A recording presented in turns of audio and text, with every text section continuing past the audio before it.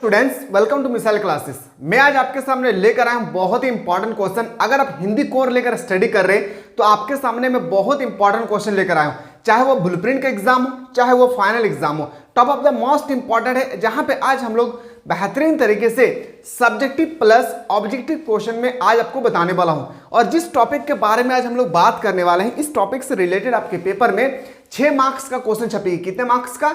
6 marks का, जहां पे आपको पूछे जाएंगे ऑब्जेक्टिव में 2 क्वेश्चन और सब्जेक्टिव में 4 मार्क्स का एक क्वेश्चन आएगी। तो बिल्कुल आप लोग चाहते हैं इस तरह हम लोग इसी तरह से हिंदी कोर्स से रिलेटेड और इंग्लिश इलेक्टिव से रिलेटेड क्वेश्चन प्रोवाइड करते रहे।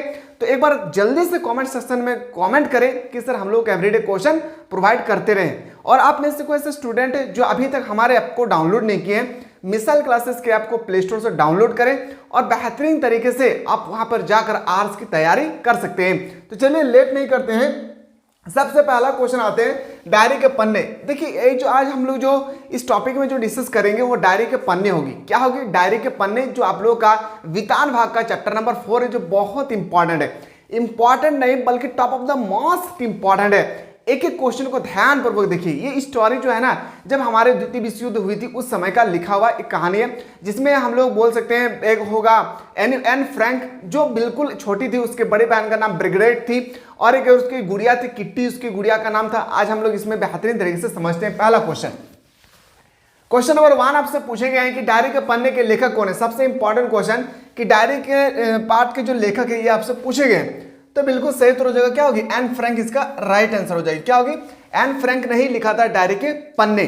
ऑप्शन नंबर ए इसका राइट आंसर हो जाएगी। क्वेश्चन नंबर 2 पे आते हैं हम लोग कि डायरी के पन्ने किनकी डायरी के अंश है। बहुत इंपॉर्टेंट क्वेश्चन, बहुत इंपॉर्टेंट क्वेश्चन। ये स्टोरी जो लिखा गया है, एन फ्रैंक जो है ना इस स्टोरी का मैन कैरेक्टर निभाते हैं। मैन कैरेक्टर, मैन चरित्र जो है, प्रमुख चरित्र जो है निभाने वाले वो है एन फ्रैंक। तो डायरी के पन्ने, डायरी किनका था? तो एन फ्रैंक का था, यानी ऑप्शन नंबर क्या हो जाएगी? डी इसका राइट आंसर हो जाएगी। पैसेंस बना कर रखिए, हम लोग इस टॉपिक से रिलेटेड सब्जेक्टिव क्वेश्चन भी आपको बताने वाला हूं। एन फ्रैंक का जन्म हुआ था, ये जितना भी क्वेश्चन मैं बता रहा हूं ना बहुत इंपॉर्टेंट है। 2010 से लेकर 2023 तक एक एक क्वेश्चन को मैंने कलेक्ट किया, तब जाके मैं आप लोगों को प्रोवाइड कर पा रहा हूं। ठीक है, तो एन फ्रैंक का जन्म हुआ था। एन फ्रैंक का जन्म हुई थी कब? तो बताएंगे सर 12 जून 1929 में। क्या हो जाएगी? 12 जून 1929, यानी ऑप्शन नंबर सी इसका बिल्कुल सही उत्तर हो जाएगी। मूव करते हैं अगला क्वेश्चन।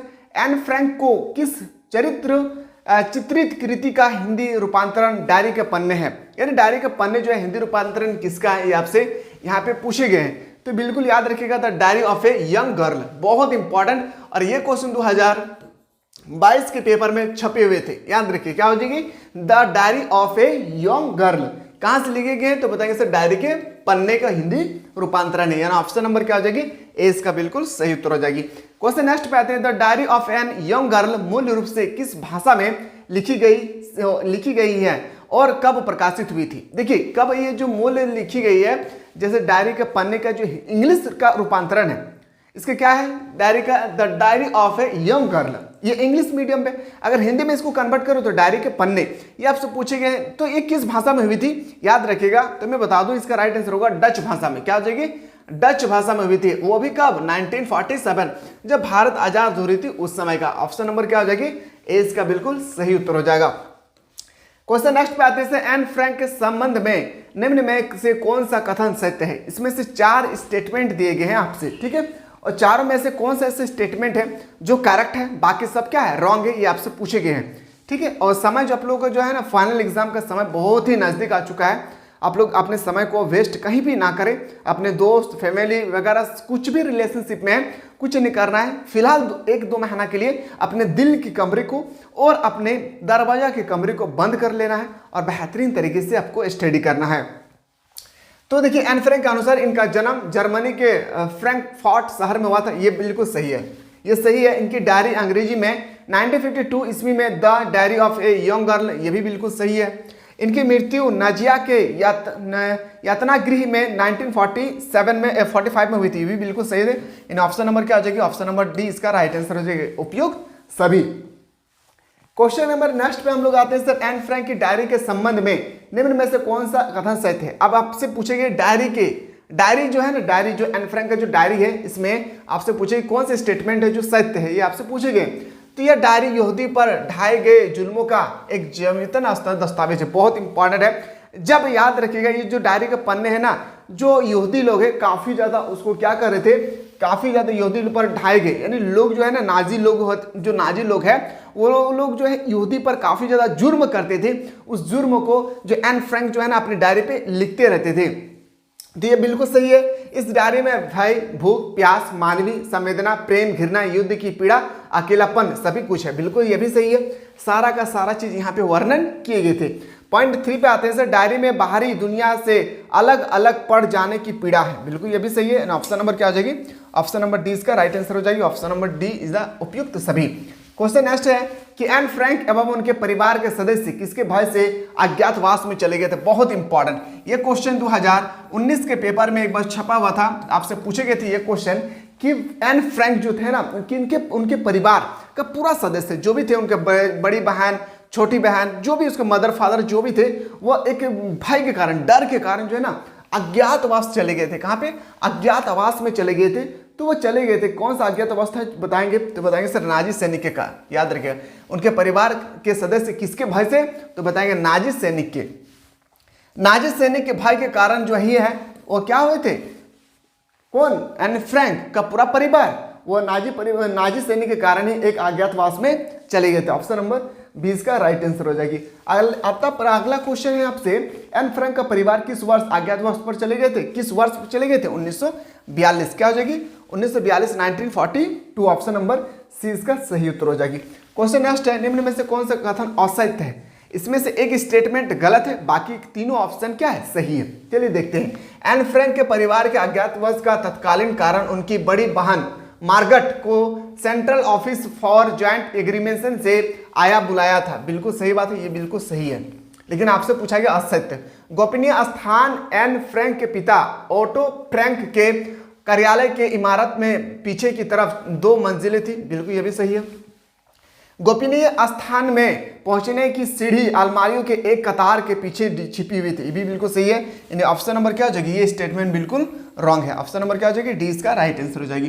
क्वेश्चन नंबर नेक्स्ट पे आते हैं, हिटलर को खुफिया पुलिस किस नाम से जाने जाते थे। देखिए हिटलर जो है ना, हिटलर बहुत बड़ी, कहाँ के, जर्मनी की है, कहाँ के, जर्मनी। तो खुफिया पुलिस ने जर्मनी में हिटलर को किस नाम से जाने जाते थे, पता है, गोस्टापो। क्या, गोस्टापो। ऑप्शन नंबर 20 का राइट आंसर हो जाएगी। क्वेश्चन नंबर आते हैं सर 12, एन फ्रैंक में अपनी डायरी कहाँ लिखी थी, बहुत इंपॉर्टेंट।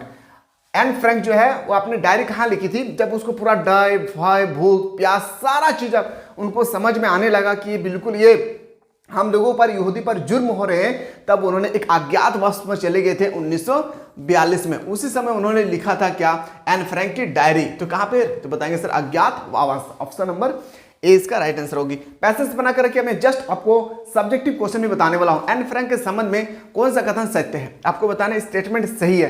तो ऑप्शन नंबर क्या हो जाएगी, डी इसका राइट आंसर होगा। Option number D is the उपयुक्त सभी। क्वेश्चन नेक्स्ट, एन फ्रैंक ने अपनी डायरी किसको संबोधित कर लिखा है। जो एन फ्रैंक है, एन फ्रैंक का एक गुड़िया था जिसका नाम है किट्टी। ये क्वेश्चन आपको आएगी 100%, थोड़ा सा छाप लीजिए। 2024 के एग्जाम में आपको डायरेक्ट देखने को मिलेंगे क्या, कि एन फ्रैंक की गुड़िया का क्या नाम था, किट्टी। तो एन फ्रैंक ने अपनी डायरी किसको संबोधित कर लिखी थी, तो बताएंगे सर किट्टी को। क्या हो जाएगी, किट्टी। ऑप्शन नंबर डी इसका बिल्कुल सही उत्तर हो जाएगी। आप लोगों को समझ में आ रहा है ना, ये स्टोरी अगर आप नहीं देखे हैं तो आप एक बार स्टोरी को देखिए, क्योंकि 6 मार्क्स आपके हाथ में है। स्टोरी को बेहतरीन तरीके से समझेंगे तभी आप लिख पाएंगे एग्जाम में, ठीक है। और हमारे एप्लीकेशन से जो भी बंदा पढ़ रहे हैं, मैंने आप लोगों को एप्लीकेशन पे पूरा का पूरा नोट्स मैंने बहुत बेहतरीन तरीके से साधारण लैंग्वेज में मैं आप लोगों को प्रोवाइड किया हूं। जाकर आप इजीली से देखिए, उसके बाद आप ऑब्जेक्टिव और सब्जेक्टिव का भी मैंने पीडीएफ ऑलरेडी डाल दिया हूं, आप लोग अच्छी तरह से जाकर देख सकते हैं। क्वेश्चन 15 पे आते हैं, एन फ्रैंक ने अपनी डायरी में मुख्य रूप से किस बात का वर्णन किया है, किस बात का वर्णन किया था, नाजी शासकों के दमन का। जो नाजी लोग होते थे वो लोग क्या करते थे, काफी ज्यादा यहूदी पर अत्याचार करते थे, इसी के बारे में लिखे गए थे, जिसमें भूख, प्यास, घृणा, प्रेम वगैरह सब कुछ लिखा गया था। ऑप्शन नंबर 20 का राइट आंसर हो जाएगी। एन फ्रैंक ने सबसे पहले अपने थैलों में क्या रखा, एन फ्रैंक ने सबसे पहले अपने थैलों में रखा था डायरी। क्या रखा था, सबसे पहले एन फ्रैंक ने अपने, याद रखिएगा, सबसे पहले अपने थैलों में रखा था क्या, तो बताएंगे सर डायरी को रखा था। क्योंकि देखिए ये एक स्टोरी जो है ना एक वृतांत है। वृतांत क्यों है? क्योंकि देखिए स्टोरी में जो हम लोग कोई भी जगह कोई भी चीज़ को हम लोग डायरी पे तभी नोट करते हैं जब हम उनके बारे में हमको पता हो, या हम किसी भी रास्ते पे जा रहे हैं और उस रास्ते के आसपास जो भी घटनाएं घटी है सबको हम नोट डाउन करते रहें। तो इस तरह से डायरी की आवश्यकता पड़ती है किनको? एन फ्रैंक को। ऑप्शन नंबर डी इसका राइट आंसर हो जाएगी। एन फ्रैंक की पालतू बिल्ली का क्या नाम था? बहुत इंपॉर्टेंट। एन फ्रैंक जो थे उनके पालतू बिल्ली का नाम क्या था? मू, मिसिया, मार्गरेट या ASS? तो बताएंगे सर मू। क्या नाम था? मू। याद रखिए क्या नाम था? मू। एन फ्रैंक के पालतू एक बिल्ली पाला था उन्होंने, तो उसका बिल्ली का नाम रखा था उन्होंने मू। ऑप्शन नंबर ए इसका राइट आंसर हो जाएगी। एन फ्रैंक के परिवार में निम्न में से किसके नाम से एक पत्र छोड़ा था? तो बताएंगे सर, याद रखें मिस्टर दान। क्या हो जाएगी? मिस्टर दान। ऑप्शन नंबर डी इसका राइट आंसर हो जाएगी। निम्न में से किसने अपनी डायरी लिखने की शुरुआत बुधवार 8 जुलाई 1942 को प्यारी किट्टी को संबोधित किया था? बहुत इंपॉर्टेंट ये क्वेश्चन समझिए। जो एन फ्रैंक जो है उन्होंने एक डायरी में लिखा था 8 जुलाई कब? 1942 में। कौन सा दिन था? बुधवार को। और वो भी बुधवार को जो भी चीजें लिख रही है एक बीती हुई बात के बारे में लिख रही है। एक्चुअली ये घटना रविवार को घटा था, याद रखिएगा, ठीक है। रविवार को घटा था, पर रविवार के बाद उन्होंने बुधवार को लिखना स्टार्ट किए। किसको लिख रहे थे ये आपसे पूछेंगे। तो प्यारे किट्टी को किसने लिखा था? तो बताएंगे सर एन फ्रैंक ने, क्योंकि एन फ्रैंक का ही तो गुड़िया का नाम क्या था? किट्टी। ऑप्शन नंबर डी इसका राइट आंसर हो जाएगी। 4 अगस्त 1944 को नाजियों ने अज्ञातवास से एन फ्रैंक सहित कुल कितने लोगों को गिरफ्तार कर यहूदियों के लिए बनाए गए भेज दिया गया था? तो बताएंगे सर लगभग 8 व्यक्ति था। कितना? 8 व्यक्ति को उन्होंने भेज दिया था। Option number C. द्वितीय विश्व युद्ध के सबसे पहले द्वितीय विश्व युद्ध रखना है 1939 से 1945 के बीच में चला था द्वितीय विश्व युद्ध। अगर प्रथम विश्व युद्ध की बात करें तो थोड़ा सा याद रखिएगा 1914 से लेकर 1918 के बीच में। तो द्वितीय विश्व युद्ध में निम्न में से किसे हाथों जर्मनी की हार हुई थी? किसके हाथों में जर्मनी की हार हुई थी? बताएंगे सर मित्र राष्ट्र की। किसकी? मित्र राष्ट्र की, यानी ऑप्शन नंबर ए इसका बिल्कुल सही उत्तर हो जाएगी। क्वेश्चन अगला प्रश्न पे आते हैं। द्वितीय विश्व युद्ध की समाप्ति के पश्चात 1945 में एन फ्रैंक के परिवार के सदस्यों में एकमात्र जीवित बचने वाले व्यक्ति कौन था? एन फ्रैंक के पास जितना भी उनके फैमिली में जितना भी सदस्य थे सब का सब सदस्य को मार दिया गया था, लेकिन एक ऐसा सदस्य था जो बिल्कुल जिंदा था। वो आपसे पूछेंगे तो याद रखिएगा इनमें से कोई नहीं। इनको भी मार दिया गया था, इनको भी मार दिए गए थे, यानी ऑप्शन नंबर क्या हो जाएगी? ऑप्शन नंबर डी इसका राइट आंसर हो जाएगी। किट्टी कौन थी? देखिए किट्टी कौन थी? तो खिलौने की एक गुड़िया। एन फ्रैंक की बहन? बिल्कुल नहीं होगा। एन फ्रैंक की दोस्त? ये भी नहीं था। एन फ्रैंक की मौसी? ये भी नहीं था। खिलौने की एक गुड़िया। किट्टी क्या है? याद रखिएगा एन फ्रैंक का गुड़िया थी, लेकिन यहाँ पे आपसे पूछे खिलौने की एक गुड़िया। ऑप्शन नंबर डी इसका राइट आंसर हो जाएगी। एन फ्रैंक के पिता के बिजनेस पार्टनर कौन था? एन फ्रैंक के बिजनेस जो एन फ्रैंक थे उनके पिता के बिजनेस पार्टनर से आपसे पूछेंगे जी इसके पिता थे उनके बिजनेस पार्टनर कौन थे? बताएंगे वान दान। क्या नाम था? वान दान। ऑप्शन नंबर सी इसका राइट आंसर हो जाएगी। क्वेश्चन है कि एन फ्रैंक के परिवार के पीछे छिपने का स्थान कहाँ था? तो बताएंगे सर पापा के ऑफिस की इमारत। पापा के ऑफिस के इमारत के में ही 2 मंजिला मकान थे, वहीं पे जाके वो लोग छिपे थे। क्वेश्चन नेक्स्ट है कि अज्ञातवास में एन फ्रैंक के परिवार के साथ निम्न में से किसका परिवार साथ में था? तो याद रखिए वान दान का परिवार। Option number A. सब लोग वो जो है एन फ्रैंक के परिवार को मारना चाह रहे थे, पर अज्ञातवास में उनके सपोर्ट करने वाला था वान दान का पूरा परिवार। कौन थे एन वान दान? तो बताएंगे सर एन फ्रैंक के पिता का बिजनेसमैन। ऑप्शन नंबर क्या हो जाएगी? ऑप्शन नंबर ए इसका राइट आंसर हो जाएगी। किट्टी को संबोधित अपने पहले पत्र में एन फ्रैंक ने क्या बताया था? बताया था अपने जिंदा होने के संबंध में। अपने किट्टी को बताया था कि मैं अभी जिंदा हूं। Option number B. किट्टी को संबोधित अपने दूसरे पत्र में एन फ्रैंक ने किट्टी को क्या बताया? पहला पत्र में बताया था कि एन फ्रैंक ने कि मैं अभी जिंदा हूं। दूसरा संबोधित जब किए थे पत्र लेकर तो उन्होंने बताया था अपने परिवार के छुपने के स्थान के संबंध में, और बताया था कि मेरे परिवार जो है एक अज्ञातवास में छुपा हुआ है। ऑप्शन नंबर सी इसका राइट आंसर हो जाएगी। किट्टी को संबोधित अपने तीसरे पत्र में लिखा था क्या? तो बताएंगे सर नए स्थान पर व्यवस्थित होने का संबंध। बता रहे थे कि हम लोग दूसरे स्थान पर जाकर छिप रहे हैं। ऑप्शन नंबर ए इसका सही उत्तर हो जाएगी। अगला क्वेश्चन है क्वेश्चन नंबर 30 आपसे पूछी जाएगी। अपने चौथे पत्र में एन फ्रैंक ने किट्टी से क्या संबोधित किया? चौथे में तो बताएंगे पड़ोस में रहने वाले मिस्टर डसेल के बारे में बताया था, राशन की कमी से संबंधित बताया था, युद्ध के समय बिजली के काटने के संबंध बताया था। यानी ऑप्शन नंबर डी में बताया था। कितने बार? 4 बार। पहला में क्या बताया था, दूसरा में क्या बताया था, तीसरा में क्या बताया था, चौथा में क्या बताया था। चारों का आपको अच्छी तरह से कर लेना। अब आते हैं सब्जेक्टिव क्वेश्चन। समझिए, एन का मतलब होता है एन फ्रैंक। एन फ्रैंक ने अपने छुपने की जगह का वर्णन किस प्रकार किया था?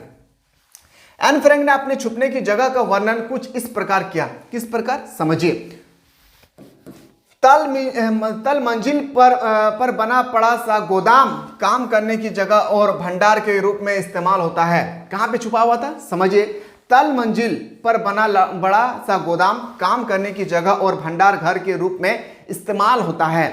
इसके अलग अलग हिस्से बने हुए हैं। ये हिस्से गोदाम, पिसाई का कमरा वगैरह है, जहां इलायची,